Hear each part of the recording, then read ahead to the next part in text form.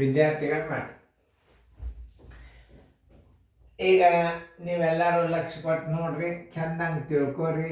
ಆಮೇಲೆ ಈ ಗಣಿತಗಳನ್ನು ಹೇಳುವಾಗ ನೀವು ಮ್ಯೂಟ್ ತೆಗೀರಿ, ನಾ ಬಂದು ತಿಳಿಸ್ತೀನಿ. ಶೇಕಡ 1971ರಲ್ಲಿ 51 ಕೋಟಿ ಇದ್ದ ಭಾರತದ ಜನಸಂಖ್ಯೆ 1981ರಲ್ಲಿ 68 ಕೋಟಿ ಆಯಿತು. ಜನಸಂಖ್ಯೆಯಲ್ಲಿ ಶೇಕಡ ಎಷ್ಟು ಹೆಚ್ಚಾಯಿತು? ಇಷ್ಟು ನೀವು ತಕ್ಕೋಬೇಕಾದ್ರೆ ಇದನ್ನ ರೀತಿ ಪ್ರಕಾರ ನೀವು ಮೊದಲು ಹೆಂಗೆ ಕಂಡು ಹಿಡಿಬೇಕು ಅನ್ನೋದು ಹೇಳುತ್ತಾನೆ. ಮೊದಲು ಏನು ಮಾಡಬೇಕು? ಹೆಚ್ಚಳ ತಕ್ಕೋಬೇಕು. ನೋಡ್ರಿ, ನೀವು ಮಾಡಿರಿ ಅಂತ ತಿಳ್ಕೊಂಡು ನಾನು ಹೆಚ್ಚಳ ತಕ್ಕೋಬೇಕು. ಹೆಚ್ಚಳ ಅಂದರೆ ಏನು? 1981ರ ಜನಸಂಖ್ಯೆ 1981ರ ಜನಸಂಖ್ಯೆ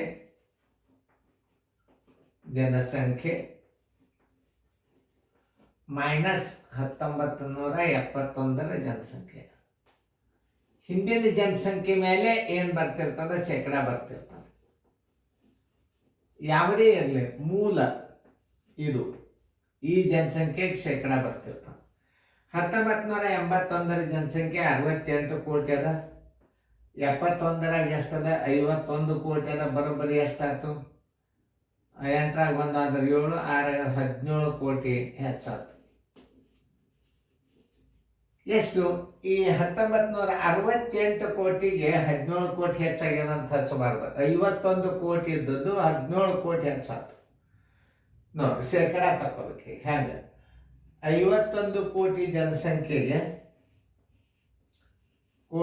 ಜನಸಂಖ್ಯೆ ಇದ್ದಾಗ ಜನಸಂಖ್ಯೆಗೆ ಅನ್ಬೇಕು. ಹೆಚ್ಚಳ ಅಂದ್ರೆ ಜನಸಂಖ್ಯೆ ಹಿಂಗೆ ಹಚ್ಕೋಬೇಕು. ಜನಸಂಖ್ಯೆಗೆ ಬರೋಬ್ಬರಿ 17 ಕೋಟಿ ಹೆಚ್ಚಳ. 17 ಕೋಟಿ ಹೆಚ್ಚಳ. ಶೇಕಡ ಅಂದ್ರೆ ಎಷ್ಟು ಹಚ್ಕೋತೀರಿ? 100 ಕೋಟಿ ಜನಸಂಖ್ಯೆಗೆ ಎಷ್ಟು ಹೆಚ್ಚಳ ಆಯಿತು ಅಂತ 100 ಗುಂಡ್ಲೆ 17 ಸರಾಸರಿ ಮೂಲ ಜನಸಂಖ್ಯೆ ಹಚ್ಕೋಬೇಕು ಯಾವಾಗಲೂ. ನೋಡಿ, 17 ಒಂದಲೆ 17 ಮೂರಲೆ 100 100ಕ್ಕೆ ಬಾಗಿ ಹೋಗಂಗಿಲ್ಲ. ಬರೋಬ್ಬರಿ 33.31 ಶೇಕಡ ಹೆಚ್ಚಳ. ಆನ್ಸರ್ ಇಸ್ ಈಕ್ವಲ್ ಟು 33.13 ಶೇಕಡ ಹೆಚ್ಚಳ. ಆಮೇಲೆ ಈಗ ಏನದ ರೀತಿ ಪ್ರಕಾರ ಇದು ಬಂತಂದ್ರೆ ಸೂತ್ರ ತಾನೇ ಬರ್ತದೆ. ಮೊದಲು ಏನು ಮಾಡ್ಕೋಬೇಕು? ಹೆಚ್ಚಳ ತಕ್ಕೋಬೇಕು. ನೋಡ್ರಿ, ಅವ್ರು ಹೆಂಗೆ ತಿಳಿಸ್ತಾರಂದ್ರೆ ಹೆಚ್ಚಳ ತಕ್ಕೋಬೇಕು. ಇದು ಸೂತ್ರ ಆಧಾರದಿಂದ. ಈ ಹೆಚ್ಚಳವಾದದ್ದು ಜನಸಂಖ್ಯೆ ಎಷ್ಟದ ಅಂದ್ರೆ ಎಷ್ಟದು? ಹೆಚ್ಚಳವಾದ ಜನಸಂಖ್ಯೆ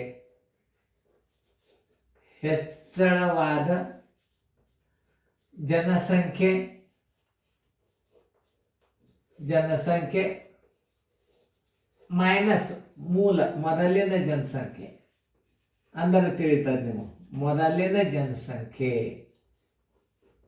ತಕ್ಕೋಬೇಕು. ಇದನ್ನು ಕಳೆದ್ರೆ ಏನು ಬರ್ತದೆ? ಹೆಚ್ಚಳ ಬರ್ತದೆ. ಸೂತ್ರ ಪ್ರಕಾರ ನೋಡ್ರಿ, 68 ಕೋಟಿ ಒಳಗೆ 51 ಕೋಟಿ ಕಳೆದರೆ ಅಂದ್ರೆ 17 ಕೋಟಿ ಬಂತು. ಶೇಕಡ ಹೆಚ್ಚಳ ಬರೋಬರಿ ಹೆಂಗೆ ಕಲಿಸಿರ್ತಾರ? 100 ಗುಂಡ್ಲೆ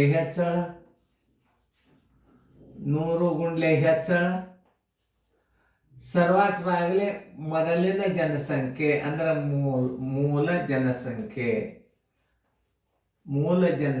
ಹಚ್ಚಿಬಿಟ್ರೆ ಇದು ಸೂತ್ರದ ಮೇಲೆ.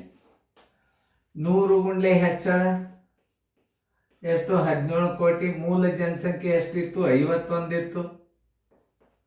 ನೋಡ್ರಿ, 17 ಅಂದ್ಲೆ 17 ಮೂರ್ಲೆ.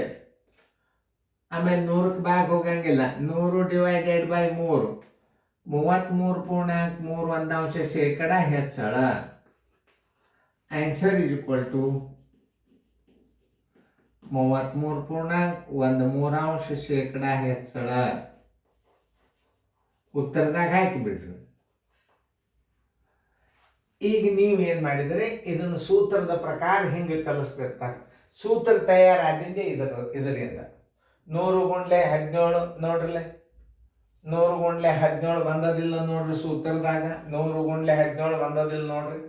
ತಳಗ ಮೂಲ ಜನಸಂಖ್ಯೆ 100 ಗುಂಡ್ಲೆ ಹೆಚ್ಚಳ ಸರಾಸರಿ ಮೂಲ ಜನಸಂಖ್ಯೆ. ಇದೇ ಏನಾಗಿಬಿಡ್ತದೆ ಸೂತ್ರ ಇಲ್ಲಿ ಬಂದು. ಇದು ನೋಡಿ ಮೊದಲು ಇದನ್ನ ಏನದು, ಇದು ಸೂತ್ರ ಹೆಚ್ಚಳ ತಕ್ಕೋರಿ ಅಂತಾರೆ. ಆಮೇಲೆ 68 - 51 ಏನು ಮಾಡ್ತೀರಿ ನೀವು, ಹೆಚ್ಚಳ ತಕ್ಕೋತೀರಿ. ಆಮೇಲೆ ಏನು ಹೇಳ್ತಾರೆ ಸೂತ್ರದಾಗ, ಶೇಕಡ ಹೆಚ್ಚಳ ಬರೋಬ್ಬರಿ 100 ಗುಂಡ್ಲೆ ಹೆಚ್ಚಳ ಸರಾಸರಿ ಮೂಲ ಜನಸಂಖ್ಯೆ. 100 ಗುಂಡ್ಲೆ 17 ಮೂಲ ಜನಸಂಖ್ಯೆ 51 ಹಚ್ಕೊಂಡು ನೀವು ಹಿಂಗೂ ಮಾಡ್ಬೋದು ಗಣಿತ, ನೀವು ಹಿಂಗೂ ಮಾಡ್ಬೋದು. ಇದು ಬರೀದು ಜಾಸ್ತಿ ಹತ್ತೋದ್ರಿಂದ ಏನಾಗ್ತದ, ನಿಮಗೆ ಕಾಮನ್ ಆಗಿ ಏನು ತಿಳುವಳಿಕೆ ಬರ್ತದೆ. ಅದೇನದ ಸೂತ್ರ ಜರ ಒಂದ್ ವೇಳೆ ಮರ್ತ್ರಿ ಗೋವಿಂದ. ಅದಕ್ಕೆ ರೀತಿಗಳು ಬರಬೇಕು ನಿಮ್ಗೆ. ಯಾವಾಗಲೇ ರೀತಿ ಕಲಿಬೇಕು ಮೊದಲು ಮನುಷ್ಯ. ರೀತಿ ಕಲಿತು ಅಂತಂದ್ರೆ ಪರ್ಮನೆಂಟ್ ಆಗಿ ಗಣಿತು ಅವನ ತಲೆ ಒಳಗೆ ಉಳಿತದ. ನನ್ನ ವಿಚಾರ ನೀವು ನೆನ್ಪಿಟ್ಕೋಬೋದು. ಎಷ್ಟಂತ ನೆನ್ಪಿಟ್ಕೋತೀರಿ ಅದನ್ನು ತಿಳ್ಕೊಳ್ಳಿ. 100 ಗುಂಡ್ಲೆ ಹೆಚ್ಚಳ, 100 ಗುಂಡ್ಲೆ ಹೆಚ್ಚಳ ತೆಗೆದಿರ್ಲಿ. ಈಗ ಇಲ್ಲಿ ಹಚ್ಕೋಬೇಕದು 100 ಗುಂಡ್ಲೆ ಹೆಚ್ಚಳ ಸರಾಸರಿ ಮೂಲ ಜನಸಂಖ್ಯೆ. ಯಾವುದೇ ಇರಲಿ ಮೂಲ ಶೇಕಡ ಬರ್ಬೇಕಾದ್ರೆ ಮೂಲ ಅದನ್ನ ನೆನ್ಪಿಟ್ಬೋದು. ಓಕೆ, ನೋಡ್ಕೊಡಿ ಚಂದಂಗ ಶೇಕಡ ಹೆಚ್ಚಳ ಒಂದು ಸ್ವಲ್ಪ ಚಂದ ಬೇಕು. ನಮ್ಗೆ ಚಂದ ಸಿಸ್ಟಮೆಟಿಕ್ ಬೇಕು. ನಮಗೆ ಶೇಕಡ ಹೆಚ್ಚಳ ಬರೋಬ್ಬರಿ ನೋಡಿ 100 ಗುಂಡ್ಲೆ ಹೆಚ್ಚಳ ಸರಾಸರಿ ಮೂಲ ಜನಸಂಖ್ಯೆ. ಈ ಸೂತ್ರ ನೆನ್ಪಿಟ್ಟುಕೊಂಡು ನೀವು ಹಿಂಗೂ ಮಾಡ್ಬೋದು. ಎರಡೂ ರೀತಿ ಗಣಿತ ತಿಳಿಸ್ತಾನ. ಚೆನ್ನಾಗಿ ನೋಡ್ಕೊರಿ, ಚೆನ್ನಾಗಿ ಬಿಡಿಸ್ಕೊರಿ.